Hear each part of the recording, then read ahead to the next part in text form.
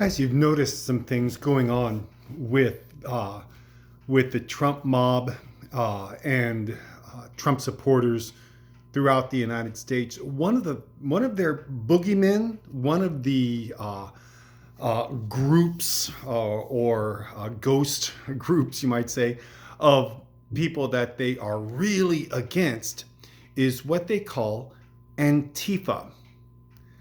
Now, of course, that's short for anti-fascist.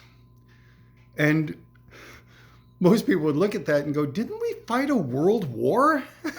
Wasn't the Second World War all about to stop fascism from taking over the world? And now we have a political party that is working against the people who are against fascism? And it's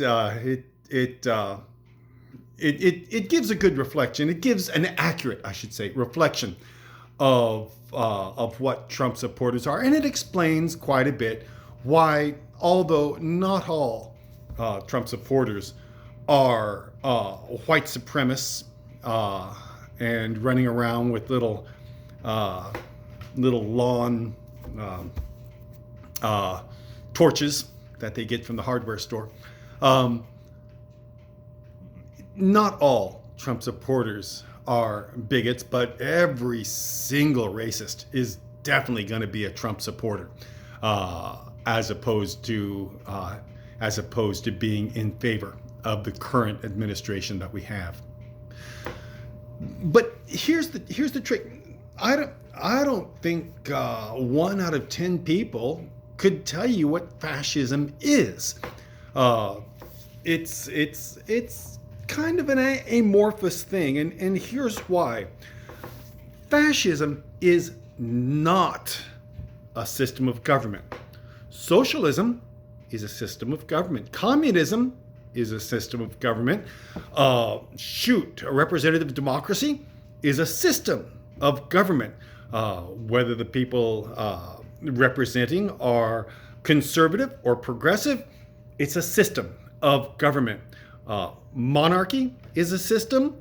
Autocracy is a system of government. Parliamentary monarchy is a system of government. Fascism is not a system of government. Fascism is a method to be used to overthrow current forms of government and install another form of government. Fascism will focus in consistently on who to fear and who to blame. You remember the speeches of Hitler about the horrible Jew who was taking over the financial sectors and was behind all the nasty things that were happening in the world. And you may remember the Trump supporters marching down the street. The Jews will not replace us. The Jews will not replace us. It is always who to fear and who to blame.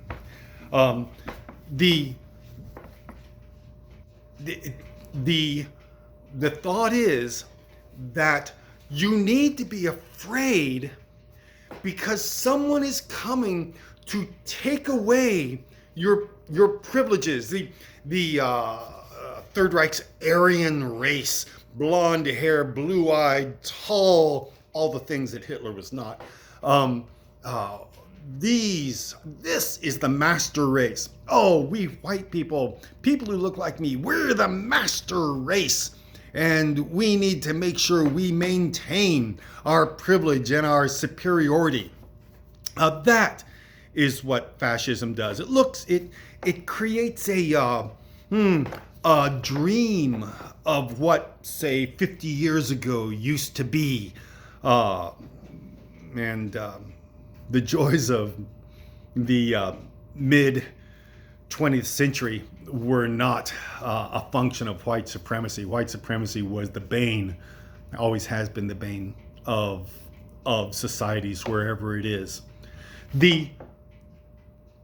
So we are being threatened with losing our superiority because of the possibility of others gaining benefit within the society.